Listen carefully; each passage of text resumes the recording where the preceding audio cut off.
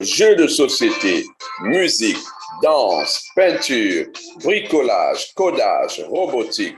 Éduc-Plaisir vous offre des professionnels en éducation pour l'encadrement des enfants sur un site propre et sécurisé, du matériel technologique dernière génération, du matériel de manipulation.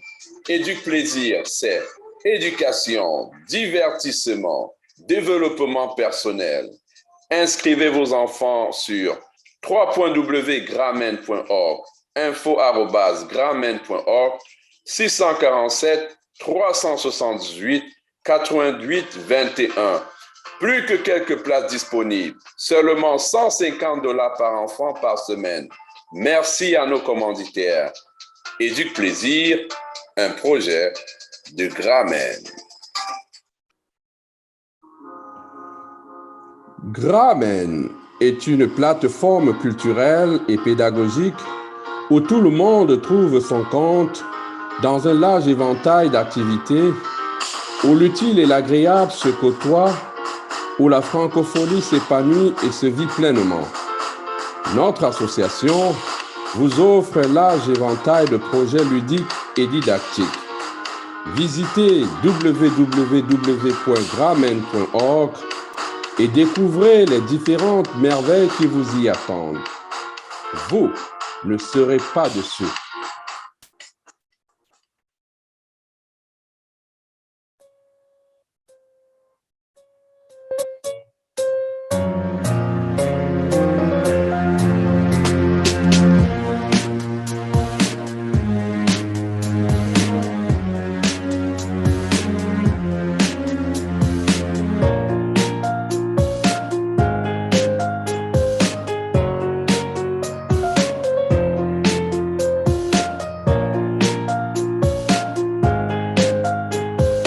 Le jubilé de la reine est célébré en Angleterre et tout particulièrement également au Canada, puisqu'en fait le Canada fait partie de la couronne anglaise. Alors, on célèbre les 70 ans de l'accession de la reine Élisabeth II au pouvoir en 1552. Et aujourd'hui, nous avons avec nous deux invités spéciaux. Nous avons Gildas Biacha, qui est enseignant d'histoire du Canada et également de géographie dans une école du conseil scolaire Mon Avenir. Et nous avons également ici Madame Alix Reynolds, qui est enseignante d'anglais, également dans une école secondaire du conseil scolaire Viamonde. Et avec eux, on va pouvoir discuter autour de cette table ronde des conséquences, en fait, de ce qu'est la couronne anglaise dans ce pays qu'est le Canada. Et aujourd'hui, qu'est-ce que cette couronne anglaise représente effectivement? Bonjour Alix. Bonjour. Bonjour Gildas. Bonjour Françoise. Alors tout de suite, je vais quand même vous demander de vous présenter. Vous allez nous dire effectivement qu'est-ce que vous faites dans la vie. Je n'ai pas donné beaucoup de détails. On va commencer par Gildas. Donc, comme vous l'avez dit, je suis édiologue Gildas Biacha, enseignant de formation. Je viens du Cameroun et j'ai une très longue formation de philosophe et une grande expérience dans l'enseignement. Certainement. Alors Alice, vous nous en dites un peu plus? Oui, moi je suis avec le Conseil Viamonde depuis 2009.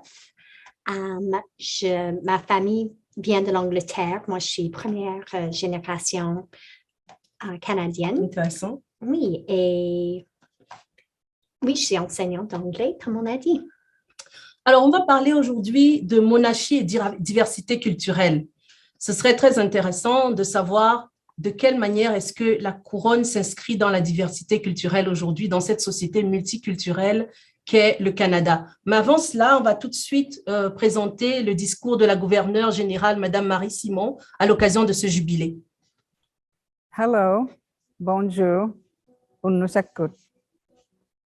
Cette année, nous célébrons le jubilé de platine de la reine. Growing up in northern Quebec, my grandmother would show us pictures of the Queen. Her Majesty was revered in the Arctic since the relationship between the Crown and Indigenous peoples is considered sacred. For the past 70 years, Her Majesty has been a reassuring and constant figure of compassion and poise. She has seen the evolution of our country firsthand during her many visits to Canada, which she calls her second home. Much has changed in the last 7 decades. We extended the hand of friendship to nations around the world. We made advancements in medical research, most recently with vaccines.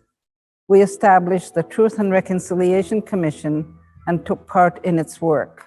We saw the first Canadian named Governor General, then the first woman, and now the first Indigenous person. Nous devons être fiers de notre société. Elle est diverse. Elle est inclusive. We should be proud of what we have accomplished together. In communities from coast to coast to coast, people are marking the Jubilee by paying tribute to the only monarch many of us have ever known. All across the country, you will see the unique emblem created by the Canadian Heraldic Authority for this important occasion, just one of the many commemorations during this important year. I would like to congratulate Her Majesty on the Platinum Jubilee. Félicitations et merci à Sa Majesté. Nakormi purut idinik pinasuak si malagabita matsuminga ako ni Marik ang malo inus rahatsera harnitin ni silak to mingo katigitsuta.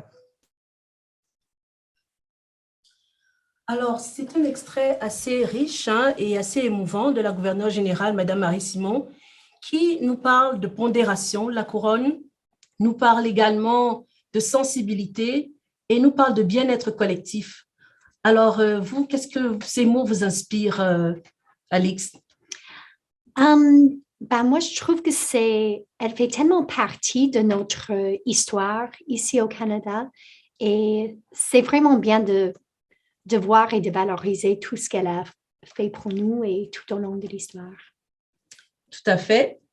Et rappelons que Madame Marie Simon elle-même est issue en fait des peuples autochtones, donc c'est un moment assez spécial pour elle parce que on est effectivement en train de parler en ce moment de réconciliation.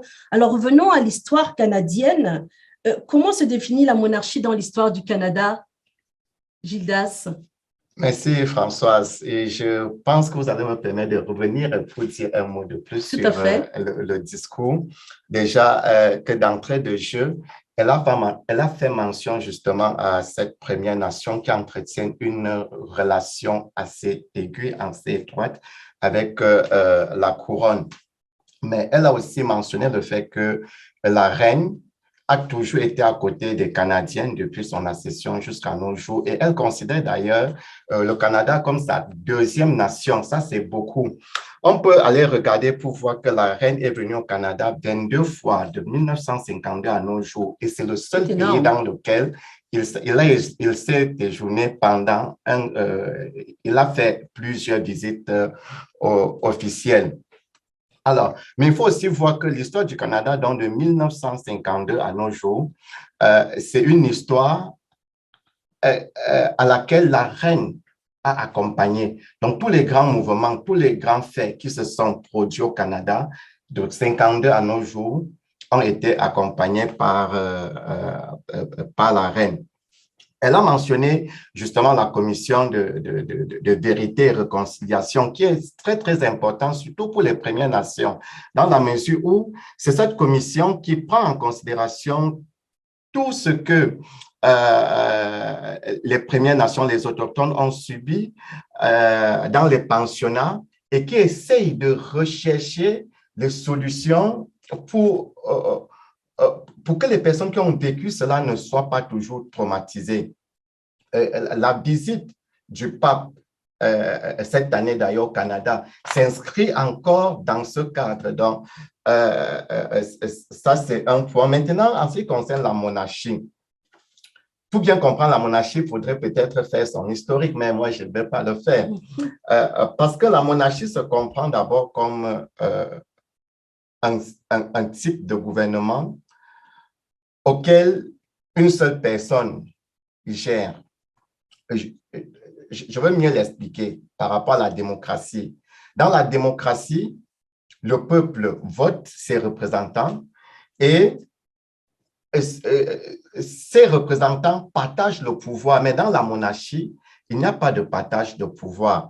Et il est très important de distinguer la monarchie absolue, qui est un peu proche de la monarchie de droit divin. Il est important de distinguer cette monarchie de la monarchie constitutionnelle du Canada. Revenons donc à la monarchie constitutionnelle du Canada. L'importance de cette monarchie est le fait que, d'une part, on a une reine ou un roi qui règne, mais ne gouverne pas.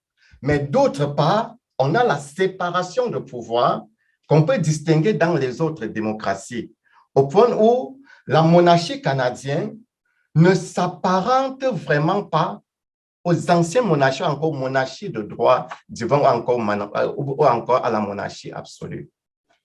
Alors, du coup, ça me pousse à vous poser la question, est-ce qu'on peut dire aujourd'hui que la fonction monarchique est effective et sous quel mécanisme? Et justement, cette fonction est effective parce que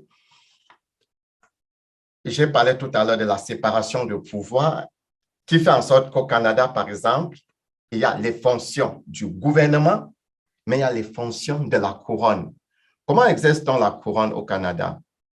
La reine ou encore le gouverneur général ou encore les gouverneurs des provinces, eux, ils ouvrent toutes les sessions parlementaires. Cependant, ils ne prennent aucune décision. La reine ou la couronne est là pour dire à ceux qui ont été votés qu'il y a une loi.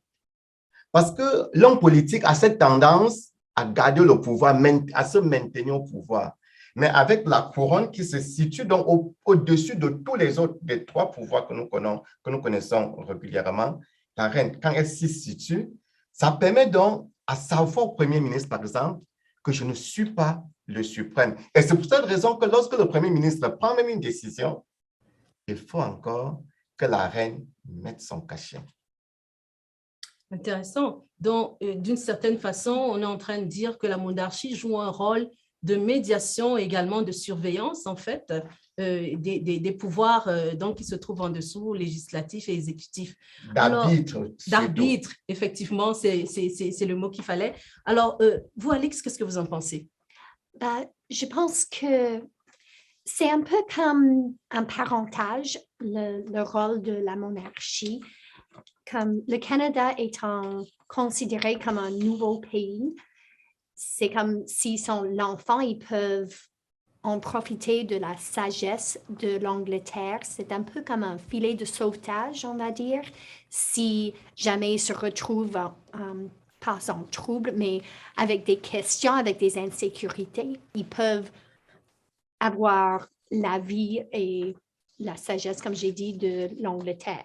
Et aussi, c'est bien de savoir qu'il y a un chef d'État qui n'est pas dans la politique, qui ne peut pas être influencé par des autres choses, par l'argent ou quelque chose comme ça. Personne ne peut essayer d'acheter son avis ou quelque chose comme ça. Elle en a de l'argent, elle n'en a pas besoin. Et c'est quelqu'un justement, qui n'est pas là dans la politique. Donc, je pense que c'est rassurant pour le public. Alors, nous sommes dans une démocratie et on est en même temps en train de parler de monarchie. Est-ce qu'on peut dire, alors votre avis de philosophe, Gildas, qu'est-ce que vous pensez? Est-ce que démocratie et monarchie, est-ce que c'est compatible?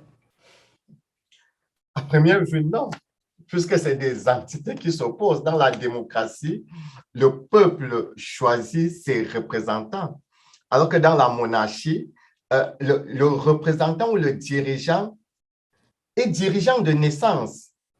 Donc, c'est deux entités qui s'opposent. Mais, comme je l'ai dit au départ, dans la monarchie constitutionnel canadien, il se peut que les deux aillent de pair et même s'accordent, puisque s'il est vrai que c'est le gouvernement qui fait tout, qui prend les décisions, il demeure que la reine doit apposer son cachet. Tant que la reine n'a pas apposé son cachet, la décision n'est pas comprise. Et même, il faut dire que la couronne, la reine, a des prérogatives. Ça veut dire, le Premier ministre peut prendre une décision, le Parlement peut prendre une décision et la reine décide autrement. Seulement, elle ne peut utiliser ses prérogatives qu'à deux conditions à ma connaissance. Premièrement, il faut qu'il y ait un scandale qui concerne le Premier ministre. Alors, elle n'est donc plus obligée de valider ce que le Premier ministre propose. Deuxièmement, il faut que le Premier ministre veuille prendre une décision que le Parlement n'a pas validée. En ce moment encore, elle n'est pas obligée de valider la décision du Premier ministre. Intéressant. Et donc, du coup, Alix, est-ce que si on vous demandait si vous vous sentez beaucoup proche de cet aspect démocratie ou alors de celui de la monarchie, vous qui êtes anglaise à la base et qui évidemment a été pétrie en fait de cette tradition de la couronne anglaise, qu'est-ce que vous diriez? C'est une question difficile parce que j'étais née et élevée ici au Canada, mais j'ai de double nationalité, donc toute ma famille de l'Angleterre. Et je vois la fierté de la monarchie parmi eux.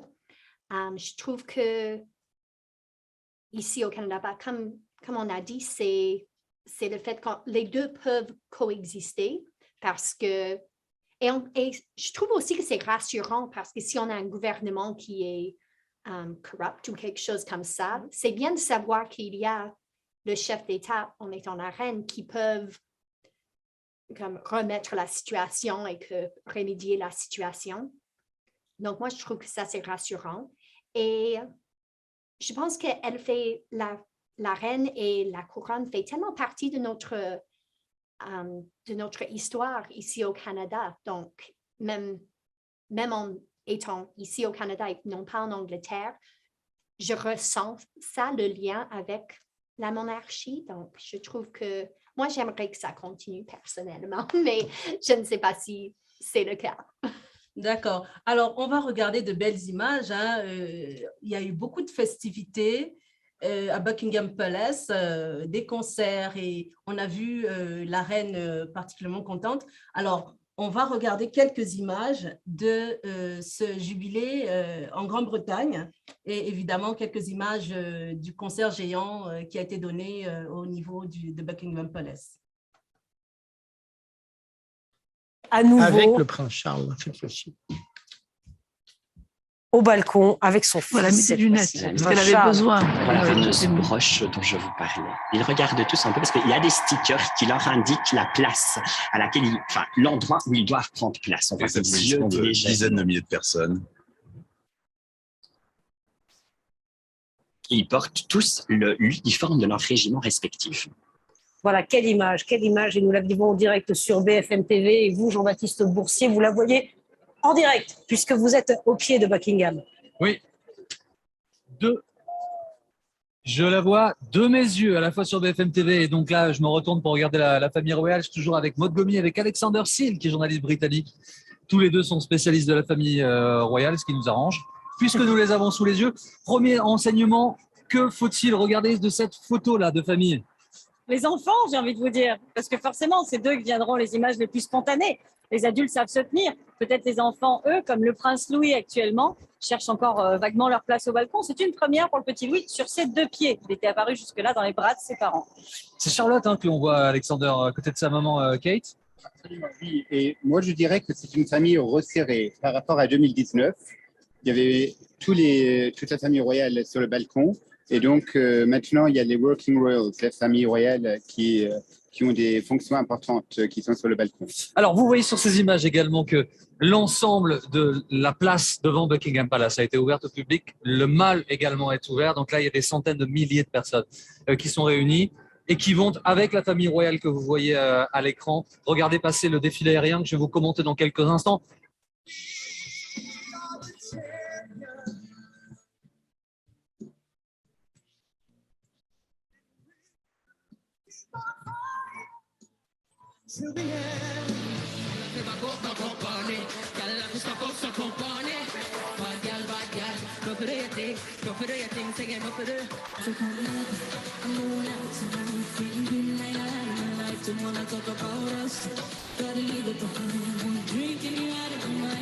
For 70 glorious years, our Queen has reigned. Celebrate her platinum jubilee. From the vinyl to USB, our Queen has seen British pop has been revolutionary. He plays and he raises the stakes, and if there's a reason he seems to thrive when so few survive, then God damn it, I'm willing to wait for it. I'm willing to wait for it. Life doesn't discriminate between the sinners and the saints. It takes and it takes and it takes.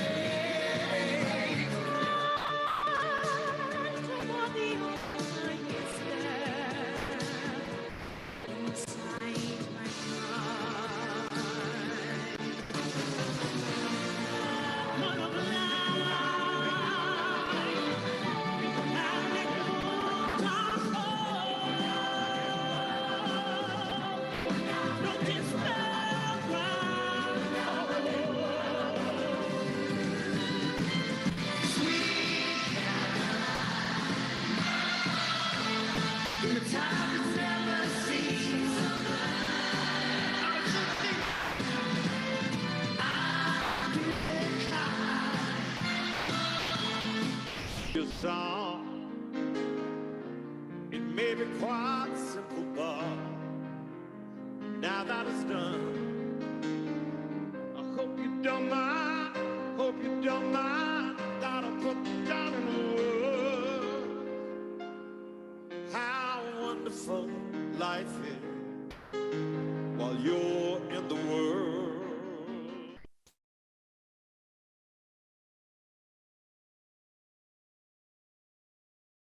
Et toute sa famille. La reine Elisabeth, elle est époustouflante selon moi. C'est vrai que cette couronne, elle fait beaucoup les choux gras de la presse anglaise et de la presse internationale d'ailleurs. Il y a toujours des histoires qui se disent, que ce soit sur la reine, sur le prince Charles ou les princes Harry. Et c'est beaucoup de choses, mais moi, ce qui quand même m'interpelle, c'est la stature de cette reine, parce que ça fait quand même 70 ans de règne, c'est pas rien. Et on la voit dans ses 90 ans et poussière, assez majestueuse et toujours présente, vivante et assez imposante d'ailleurs. Alors, je ne sais pas, Alice, cette famille royale, qu'est-ce que vous en pensez quand vous la voyez aujourd'hui réunie de cette manière sur 4 générations quand même, parce qu'on a les princes, on a leurs enfants, on a les petits-fils dans les arrière-petits-enfants de la reine, et on voit la reine là vraiment imposante avec un sourire éblouissant. Que vous disent ces images?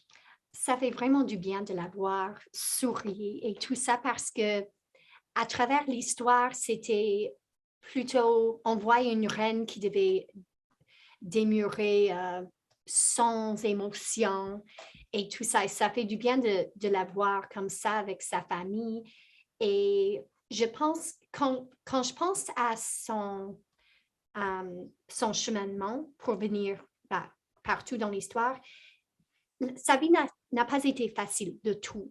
Elle a une vie très difficile parce qu'elle s'est dévouée à la couronne, à la monarchie, à la famille royale. C'était vraiment une dédication qu'elle a eue. Et aussi, je trouve que tout son peuple pense qu'elle est très honorable, comme vous avez mentionné la presse et tout ça, ce qu'ils ont à dire. Et on sait tous avec le scandale, on va dire, de qu'est-ce qui se passait avec le prince Harry et Meghan.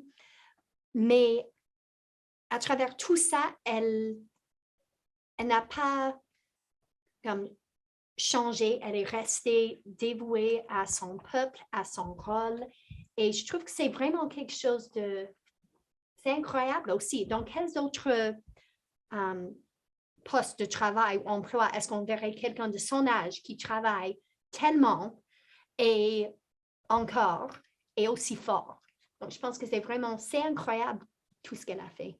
Alors, Gildas, au-delà de l'esthétique, qu'est-ce que vous pensez de cette reine?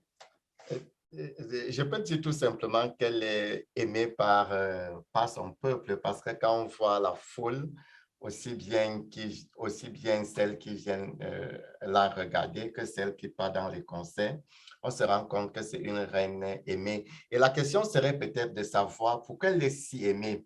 Et on serait tenté de voir que sa position n'est pas une position où elle peut prendre des décisions politiques. Son rôle n'est pas politique.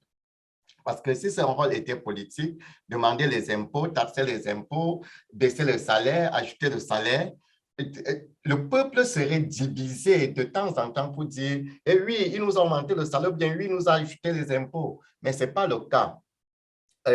On l'a vu pendant le Brexit. Elle était vraiment au milieu. Elle a joué vraiment son rôle d'arbitre, ni avec ceux qui voulaient que l'Angleterre sorte de l'Union européenne, ni pour ceux qui étaient contre. On l'a encore vu dernièrement avec le scandale de John Bush, je veux parler du Premier ministre. On l'a vu, elle est restée toujours au milieu. Elle n'a pas de parti pris. Et cela fait en sorte que elle doit être aimée. Donc, elle est comme le symbole de la stabilité et elle montre à tout endroit, à tout moment, qu'elle a de la dignité et qu'elle a de l'intégrité. Je pense que ce sont des éléments qui permettent à ce qu'elle reste, je vais dire, la reine la plus chérie du monde. Alors, on vient également donc de voir ces images d'une famille qui s'agrandit au fur et à mesure. Alors, du coup, ça nous amène également à parler de postérité, c'est-à-dire que va devenir l'après Reine Elisabeth. On lui souhaite de vivre encore quelques bonnes années, bien sûr. Elle porte si bien ces années, mais il y a quand même une continuité à mettre en place. Et avec cette personnalité forte et imposante qu'elle a, qu'est-ce que vous pensez de la suite, Alice? Est-ce que vous pensez que la suite va être facile pour la jeune génération? Non. Je pense que quand ça va changer, quand la reine ne serait plus là ou en vigueur de continuer son rôle, je pense qu'il y aura peut-être des pays comme l'Australie qui ne continueront pas avec la monarchie et le Canada. Je ne sais pas trop qu'est-ce qui va arriver, mais je pense qu'avec les activités, tout ça, comme vous faites ici, que ça se peut que ça continue. Et aussi, je pense que pour ce qui est du futur, je pense que le prince William et Kate, c'est un peu comme si on choisit un candidat pour un travail. Ils sont bien qualifiés, mais n'importe qui entre dans un nouvel rôle, ça va être difficile au début, mais je pense qu'au fur et à mesure, ils vont prendre leur place et que ça va bien se passer. Ils sont bien qualifiés, ils ont été élevés pour ceci, donc je pense que ça va bien. Et bien entendu, il faut toujours avoir le pied à l'étrier et prendre le temps de se faire une expérience, et ça, c'est pour tout le monde. Alors, Gildas, on parle de postérité. Est-ce que vous voyez sur le plan politique une sorte de longévité en fait prévisible de cette couronne anglaise? Comme Alex disait déjà, mais seulement l'Australie pourra le faire. Mais ça ne sera pas évident parce que tous ces parlements en dehors de l'Angleterre, tous les autres pays où la reine est reine, où Elisabeth II est reine, le problème doit d'abord passer par le Parlement, mais il n'y aura aucun courageux pour poser ce problème au Parlement. Et quand bien même un courageux oserait poser ce problème à un Parlement, le Parlement se diviserait sur la question. Alors maintenant, sur la question de savoir est-ce que son héritier pourrait être aussi aimé, chéri par les Anglais. Observons déjà qu'il y a un mouvement, République, le nom du mouvement c'est République, qui est en train de dire, faisons d'Élisabeth II la dernière, comme pour dire, c'est l'heure d'arrêter avec la monarchie. Même si actuellement ce mouvement n'est constitué que d'une, on ne devrait pas dire une petite minorité, que d'une minorité, il faut noter que l'idée est déjà là. Mais il sera très difficile pour son héritier d'être aussi aimé parce que c'est 70 ans et c'est 4 générations qui sont passées. Ça ne sera vraiment pas évident. Effectivement, et comme on sait, 50 ans déjà, plus de 50 ans, 70 ans, c'est énorme et c'est normal que tout le monde ne soit pas forcément à la hauteur au début, mais on voit quand même que les jeunes princes sont assez responsables et qu'ils ont l'intention d'organiser cette postérité, cette longévité de la couronne-là.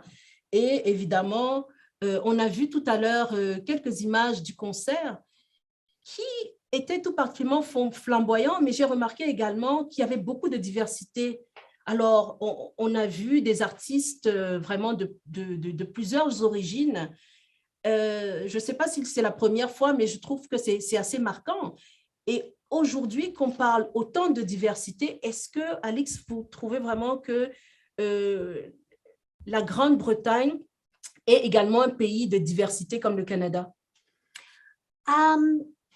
Je trouve que oui, c'est un pays bien diversifié. Et je pense que c'est un peu à cause de la colonisation qu'ils ont fait. Il y a beaucoup de personnes qui sont venues, qui sont retournées ou qui sont allées en Angleterre pour vivre là-bas. Et donc, oui, quand je vais là-bas, je vois beaucoup de diversité. Je ne sais pas si c'est autant qu'ici au Canada parce qu'on a la chance d'être vraiment bien diversifié ici. Mais je pense que quand même, le peuple de l'Angleterre, ils sont très fiers de leur monarchie. Et donc, oui, je pense que même les jeunes, même les différentes cultures et tout ça en Angleterre, je pense que oui, ils sont bien fiers de ça. Alors, évidemment, le jubilé de la reine se célèbre également au Canada, on le rappelle encore, et on parle beaucoup de monarchie et diversité culturelle.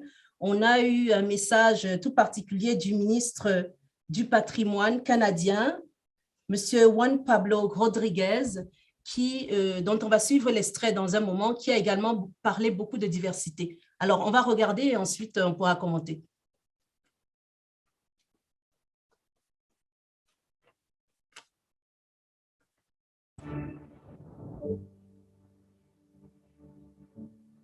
Aujourd'hui, on lance officiellement les célébrations canadiennes du jubilé de platine de Sa Majesté la Reine Élisabeth II. Il y a 70 ans, une jeune princesse, Élisabeth, accédait au trône et depuis, elle remplit son rôle de reine du Canada avec un dévouement indéfectible. Et en tant que reine, elle est venue 22 fois au Canada, plus que dans tout autre pays du Commonwealth. Elle a vu notre pays, le Canada, devenir un pays moderne qui valorise la diversité, qui valorise l'inclusion. Elle a partagé nos réussites et nos tristesses. Sa très grande affection pour notre pays ne fait aucun doute. La reine Élisabeth a souvent dit qu'elle se sentait chez elle, chez nous ici, au Canada. Alors, je suis fier de me joindre aux gens de tout le pays pour célébrer le jubilé de platine. J'encourage tout le monde à visiter le site canada.ca pour en savoir plus sur la vie de Sa Majesté au service d'autrui et sur les réalisations canadiennes des 70 dernières années. Merci. Alors, Gildas, est-ce que vous avez encore quelques éléments que vous aimeriez apporter pour compléter nos connaissances par rapport à l'histoire canadienne avec la couronne? Avant de revenir au Canada, Alix a dit quelque chose là et j'ai un peu souri parce que la question de la diversité culturelle est tellement importante. Jusqu'à un bon temps, jusqu'à récemment, un prince ou une princesse ne pouvait pas devenir roi ou reine en Angleterre en épousant un catholique. La question de la diversité reste donc, il y a un point d'interrogation qui reste la question de la diversité. Revenons donc au Canada pour voir si nous vivons cette diversité. La diversité au Canada, c'est les autochtones, c'est les Français, les Anglais, mais on peut aussi regarder du point de vue de la diversité religieuse, mais aussi du point de vue de la diversité linguistique. Revenons sur la diversité linguistique, on sait bien que la province qui défend le plus le français, c'est le Québec, qui dernièrement a interdit l'anglais dans le milieu de travail. Et le fédéral a dit, cette loi, il faut que la Cour suprême tranche pour demander qu'on parle anglais dans le milieu de travail québécois. Bon, je voulais tout simplement dire que la question de la diversité, ce n'est pas une question qu'on pourra répondre aussi facilement. Tout à fait. Effectivement, il y a beaucoup de choses dans la diversité, hein. Il y a certainement beaucoup de choses à dire. Alors, en ce moment, on parle beaucoup de sessions de réconciliation. Qu'est-ce qu'on essaye de réconcilier, Gildas? Qu'est-ce qui s'est passé? Est-ce qu'on peut revenir un peu en arrière pour expliquer qu'est-ce qui donne lieu aujourd'hui à cette séance ou cette session de réconciliation? Oui. Alors, la réconciliation vient du fait que c'est beaucoup plus peut-être avec l'Église catholique, mais c'est aussi beaucoup plus avec, parce qu'il faut bien comprendre, le Canada, avant l'arrivée des autres, ce sont les Autochtones. Mais avec l'arrivée des autres, le Canada va commencer à devenir pluriculturel. Et ceux qui viennent, comme d'ailleurs un peu partout dans le monde, vont essayer d'imposer leur culture. Quand on parle de réconciliation et vérité, c'est parce que pendant cette période, ceux qui venaient, je ne vais pas citer des pays précis, mais on appelait le Canada comme s'il y avait, tout ça c'est beaucoup de polémiques à l'endroit. Alors, ceux qui venaient pensaient qu'il était important et normal de donner leur culture à tous les Canadiens, y compris aux enfants des Autochtones. Alors, qu'est-ce qu'ils faisaient? Ils les prenaient de force à leurs parents et ils les mettaient dans les pensionnats. Le problème vient du fait que dans ces pensionnats, non seulement ils ont été complètement acculturés, ils ont perdu complètement leur culture autochtone, mais en plus, il y a des choses, disons choses comme ça, entre guillemets, qui se sont passées dans ces pensionnats, qui n'étaient pas dignes de la confiance qu'on pouvait donner aux prêtres et à l'Église catholique. Donc, lorsqu'on parle de réconciliation aujourd'hui, c'est parce que justement, les Autochtones comprennent, c'est un passé que nous avons vécu, mais c'est un passé qu'il faut vraiment dépasser pour voir les choses autrement. Et peut-être ce n'est pas notre génération qui a fait subir cela, mais on est conscient quand même que nos peuples, c'est-à-dire des gens qui sont arrivés, ont voulu acculturer ceux qui étaient là. Donc, c'est là la question de vérité et réconciliation. Il s'agit de réconcilier les Autochtones à ceux qui sont arrivés au Canada. Alors, Alix, qu'est-ce que vous pensez de la question de l'autochtonie et donc de cette peut-être relation un peu douloureuse qu'il y a eu avec la couronne anglaise et qu'est-ce qu'il en est aujourd'hui? Est-ce qu'effectivement on avance? Est-ce qu'il y a des symboles, par exemple celui d'avoir une gouverneure générale issue des peuples autochtones? Qu'est-ce que vous en pensez?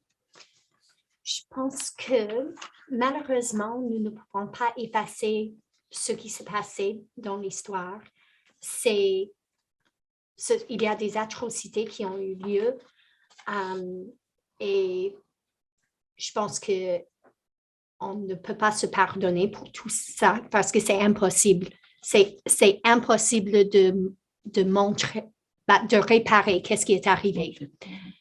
Mais je suis vraiment contente que avec la réconciliation, qu'on est en train de valoriser notre culture, parce que ça fait partie de notre culture, tout ça.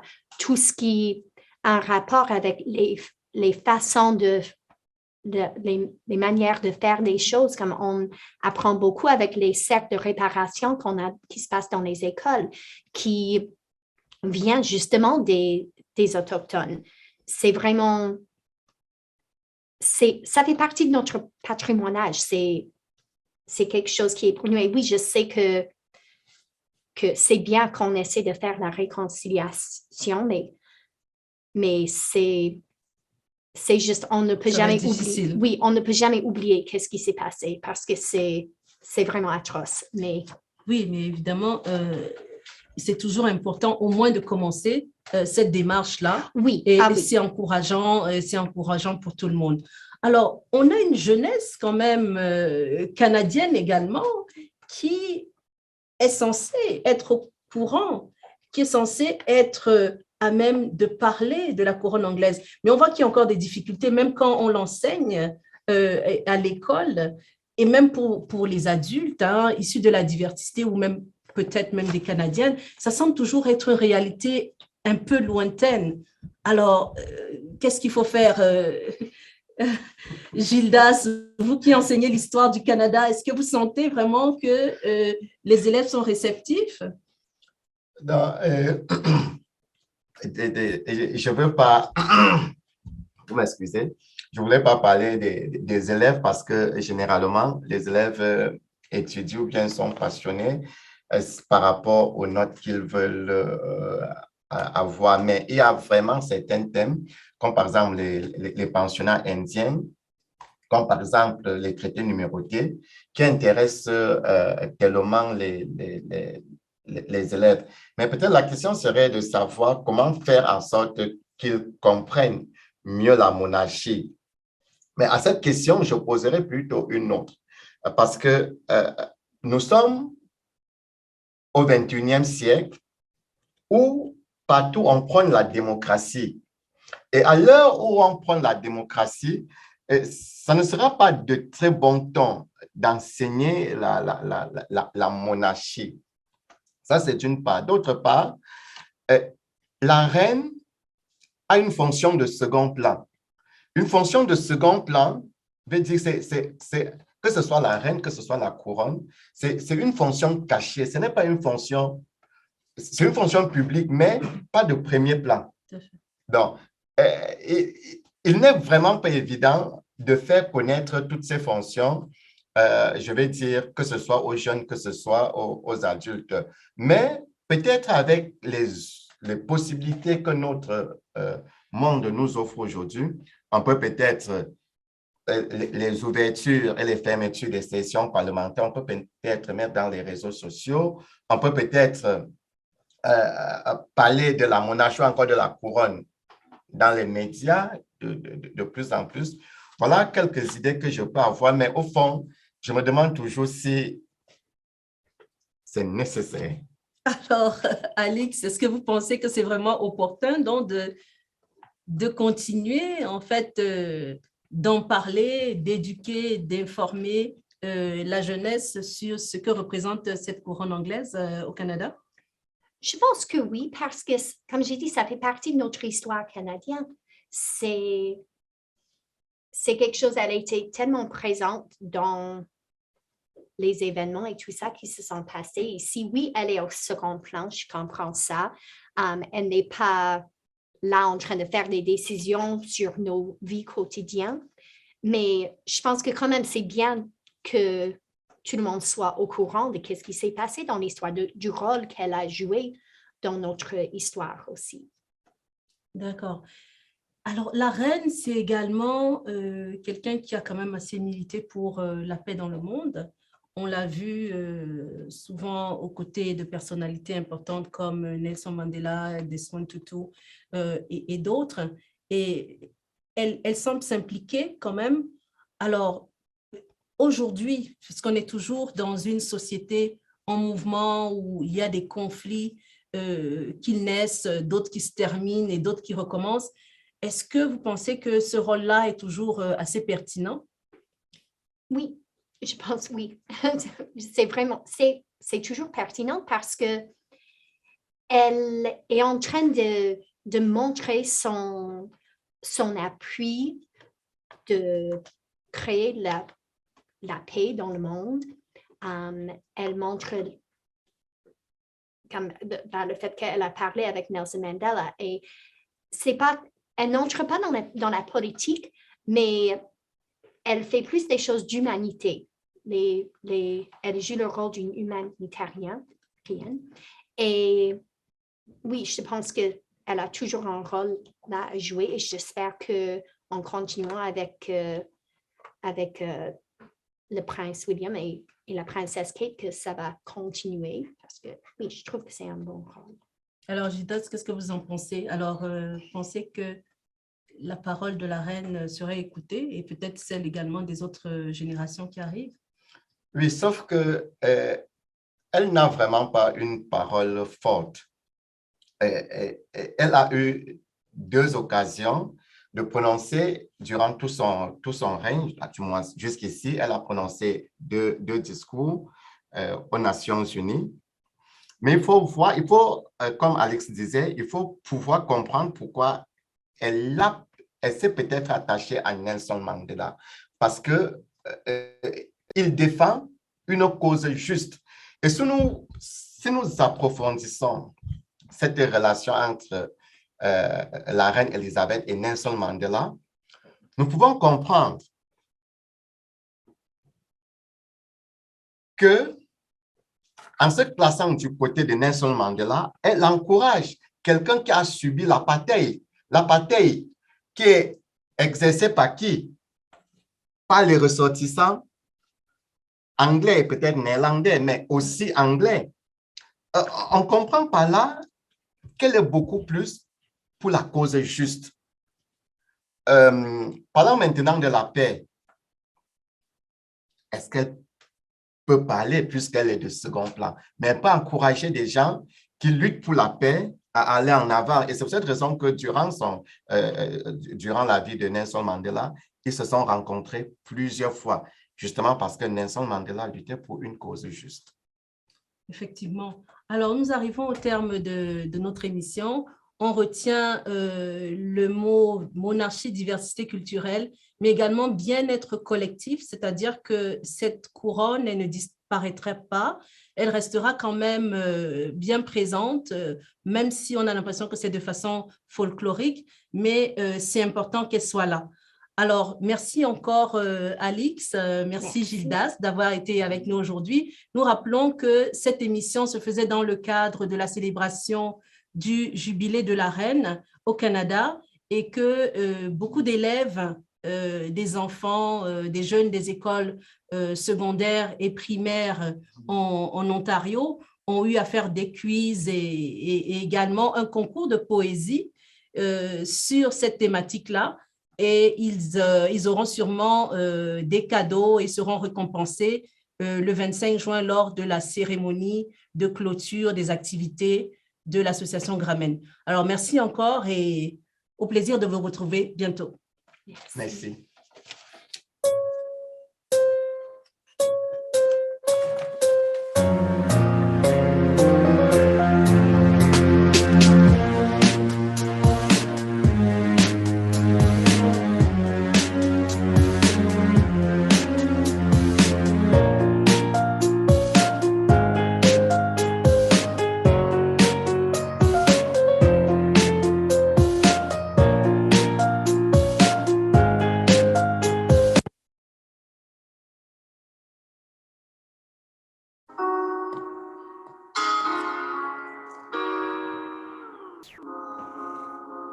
Grameen est une plateforme culturelle et pédagogique où tout le monde trouve son compte dans un large éventail d'activités, où l'utile et l'agréable se côtoient, où la francophonie s'épanouit et se vit pleinement.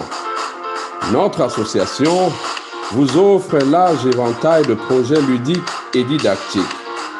Visitez www.gramen.org et découvrez les différentes merveilles qui vous y attendent. Vous ne serez pas de ceux